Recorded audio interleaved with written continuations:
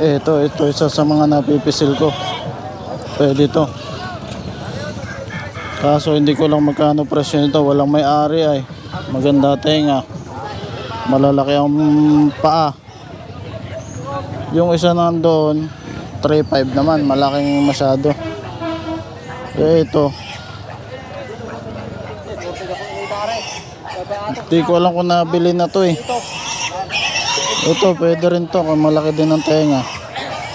Halos namamaraya sila pero mas kursunada ko to. Mas kursunada ko yung isa kaysa dito sa puti. Pero halos parehas lang sila ng laki. Parehas lalaki to. Lalaki din to. Lalaki.